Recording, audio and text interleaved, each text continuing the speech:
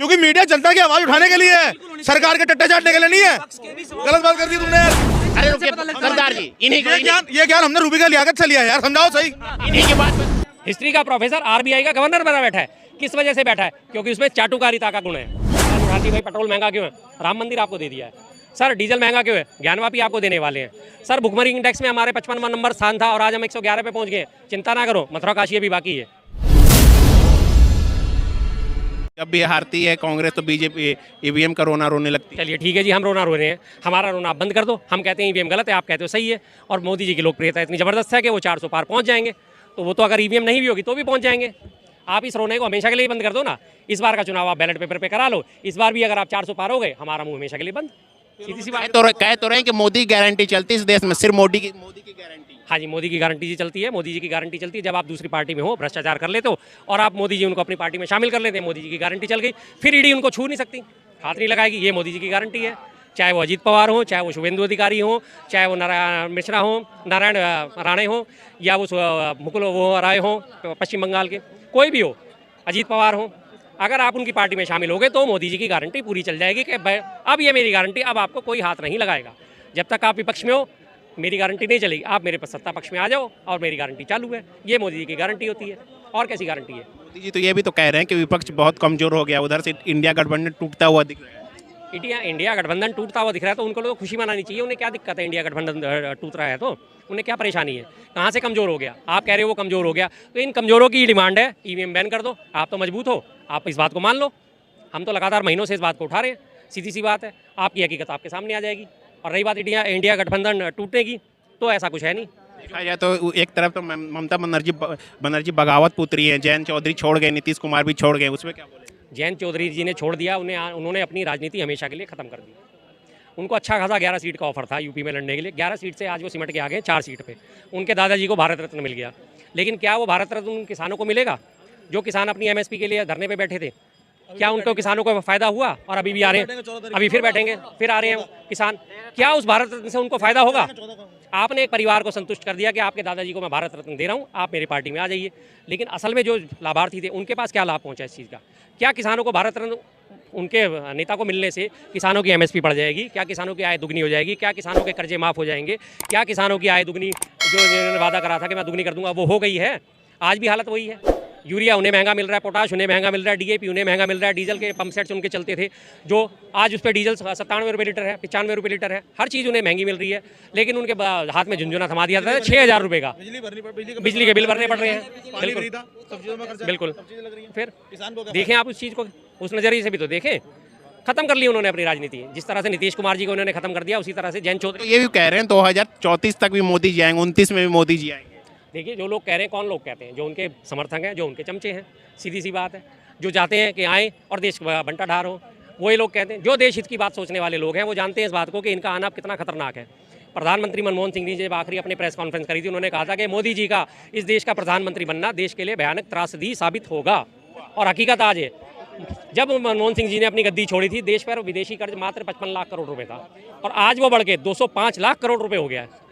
205 लाख करोड़। हम कर्ज के साए में जी रहे हैं, लगातार कर्ज के साए में जी रहे हैं। एक मामूली सा आदमी भी अपने अगर घर को कर्ज से चलाता है तो वही जानता है कि इस कर्ज को चुकाने के लिए क्या क्या गिरवी रखना पड़ेगा, क्या क्या उसे बेचना पड़ जाएगा।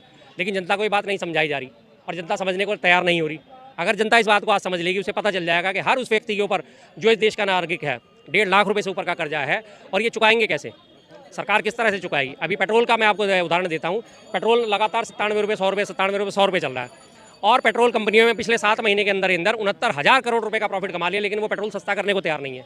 और कोरोना के बाद से पेट्रोल के दाम बढ़ाए गए थे। पिछले 3 सालों में पेट्रोल की कंपनियां जो हैं 3 लाख करोड़ रुपए का प्रॉफिट कमा चुकी हैं, लेकिन वो प्रॉफिट जनता को नहीं दिया जा रहा, क्योंकि अब जनता को आदत पड़ गई है सहने की। जनता को उनको खून चूसा जा रहा है और उन्हें लग रहा है कि अरे नहीं बहुत बढ़िया। जब जनता, हमारी जैसी जनता आवाज़ उठाती है, भाई पेट्रोल महंगा क्यों है? राम मंदिर आपको दे दिया है। सर डीजल महंगा क्यों है? ज्ञानवापी आपको देने वाले हैं। सर भुखमरी इंडेक्स में हमारे 55वां नंबर स्थान था और आज हम 111 पे पहुंच गए। चिंता ना करो, मथुरा काशी अभी बाकी है।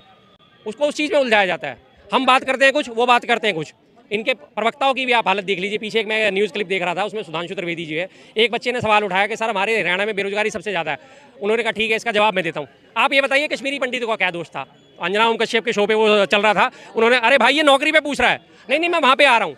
इस तरह से हमेशा गोल मोल बातें करते हैं, जो मुद्दे की बात है हमेशा उससे भटकाते हैं। हर रोज़ एक नया मुद्दा इनके लिए पास तैयार होता है और हर रोज़ ये बरगला के लोगों को, जनता को बरगलाए जा रहे हैं लगातार। और जो पालतू मीडिया, टीवी मीडिया है, वो लगातार इनका साथ देने में लगा हुआ है। उसे ये नहीं पता कि आज बर्बादी में कितना बड़ा योगदान हो चुका है देश का।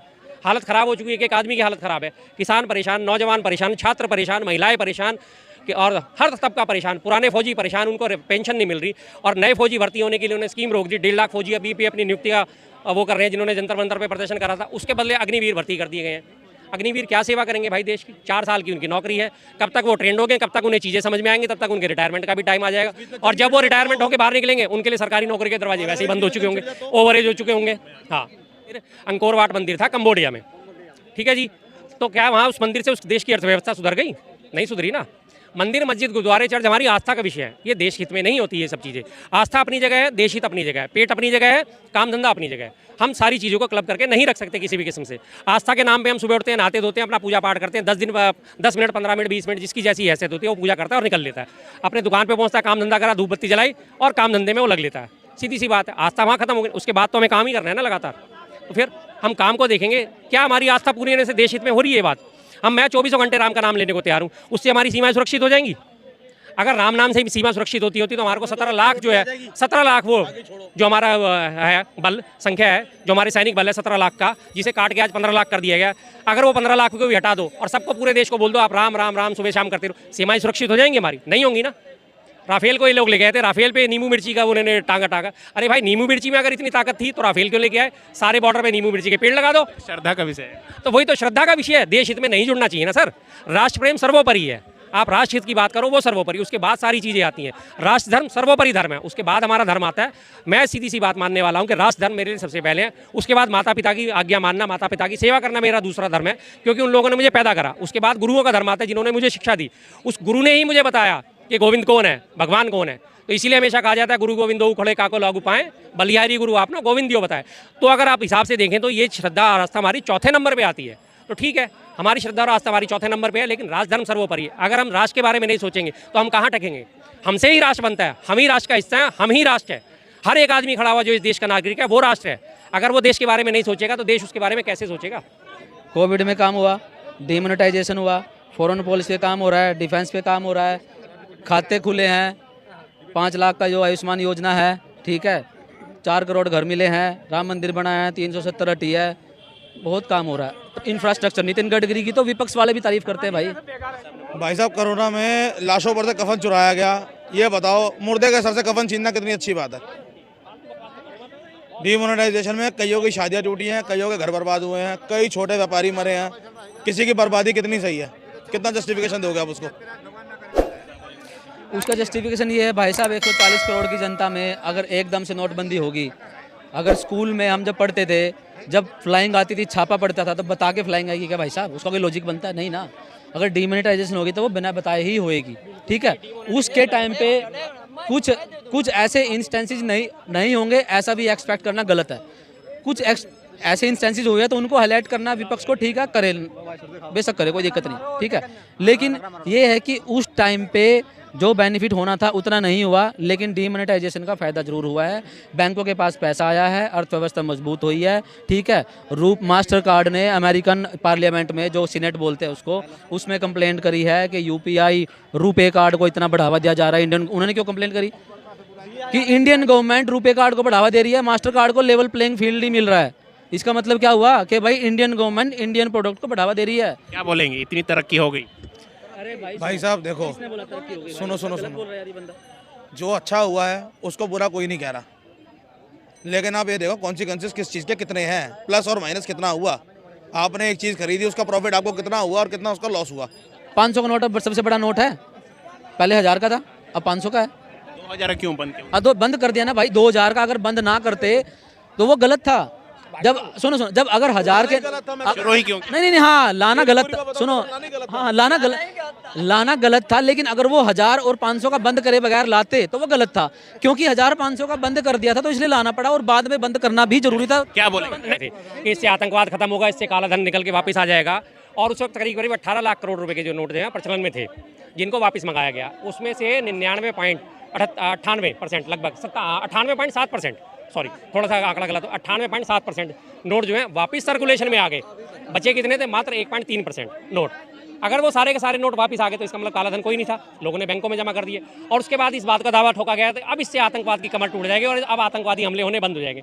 उसके 3 साल बाद ही 2019 पुलवामा हमला हुआ, आतंकी से हासिल हुई हो। नोटबंदी के टाइम में सबसे बड़ा स्कैम आया था, पेटीएम करो। प्रधानमंत्री के पूरे फुल पेज के विज्ञापन पेटीएम के फाउंडर के साथ थे।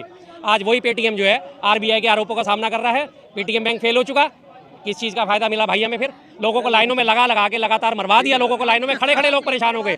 4-4 हज़ार रुपये के शुरुआत में नोट दिए गए उन्हें कि मात्र 4 हज़ार रुपये आप बदल सकते हो। लोगों के घरों में शादियां थी, बहुत पुराना मुद्दा हो गया आज इस बात को 8.5 साल लगभग हो चुके हैं। किसके घर में शादी थी? किसी के घर में मरण है, किसी के घर में 13वीं है। कितने लोग उस वक्त परेशान हुए थे? हालत क्या हो गई थी लोगों की?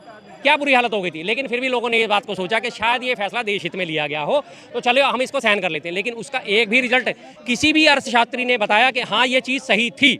रघुराम राजन हमसे तो बहुत बड़े ज्ञानी हैं, उन्होंने क्लियर इस बात को बोला था कि ये चीज़ गलत थी, हमें भी इस बारे में फेथ में नहीं लिया गया और उसके बाद से उन्होंने इस्तीफा तक दे दिया। लेकिन आज उन्हें क्या कहा जाता है कि ये तो कांग्रेस के पिट्ठू हैं। शक्तिकांत दास जो आज के गवर्नर हैं, इकोनॉमिक्स का उनको ABCD नहीं मालूम, हिस्ट्री के प्रोफेसर हैं वो, हिस्ट्री का प्रोफेसर RBI का गवर्नर बना बैठा है। किस वजह से बैठा है? क्योंकि उसमें चाटुकारिता का गुण है। सीधी सी बात है, अगर मैं भी आज चाटुकारिता करने लग जाऊं तो आज भी ये मुझे उठा के कहीं मंत्री संतरी बना देंगे। सीधी सी बात है। शर्मा जी ने बहुत बढ़िया बोल दिया कि 98 कुछ % नोट वापस आ गए। नोटबंदी का पर्पज क्या था? नोटबंदी का पर्पज ये था भाई बैंकों में जमा कराओ पैसे, तुम्हारे पास जितना कैश पड़ा है। तो 98% तो आप अलग बता रहे, मोदी जी उधर बोल रहे थे काला धन के लिए और आप बोल रहे हैं सुन नहीं रहे हो आप यार? आप थोड़ा सब्र रखो ना यार। लोग कहते हैं मोदी जी के भक्त है, ठीक है। अगर आप दूसरे आदमी ने भक्त कह दिया तो बुरा क्या कह दिया? बुरा क्या कह दिया? क्या इसमें मीडिया गलत है? और मीडिया का काम क्या होता बताओ? मीडिया गलत हमारे अरे रुकिए सरदार जी, ये ज्ञान हमने रूबी का लियाकत से लिया यार, समझाओ सही। इन्हीं की बात में सुनता हूँ। एक बंदा 12,000 टोल दे सकता है 1 महीने का, ये बताइए। अरे सुनिए, एक बंदा 12,000 टोल दे सकता है 1 महीने का। तो मैं कह रहा हूँ भाई रूबी का लियाकत भी गलत है। वो प्रो रखी है, इतनी नहीं होना चाहिए। जितना ये एंटी हो रखी इतना भी नहीं होना चाहिए। मीडिया को न्यूट्रल रहना चाहिए। मीडिया को हमेशा सरकार के एंटी होना चाहिए, ध्यान रखना, क्योंकि मीडिया जनता की आवाज उठाने के लिए है, सरकार के टट्टे चाटने के लिए नहीं है। गलत बात कर दी तुमने यार। तेरे को पता होना चाहिए आज इलेक्शन है, शाम को टाइम नेता ये कर देते हैं, ये सरकार बदल जाती है। भाई मीडिया को निष्पक्ष होना चाहिए। जो मीडिया बोलता है ना, तेरी मेरी बात नहीं कर। सुनो, मीडिया का काम ही यही जनता की आवाज सरकार तक पहुंचाना। तेरी मैं अरे सुन ले दोस्त, मैं तेरी मेरी बात नहीं। अरे तुम्हारी भी देख लेंगे हमें, तुम दिखाओ तो न्यूट्रल रहो। ना न्यूट्रल रहो, सुनते ले, न्यूट्रल रहो। मीडिया का काम हाँ न्यूट्रल। अरे सुन करके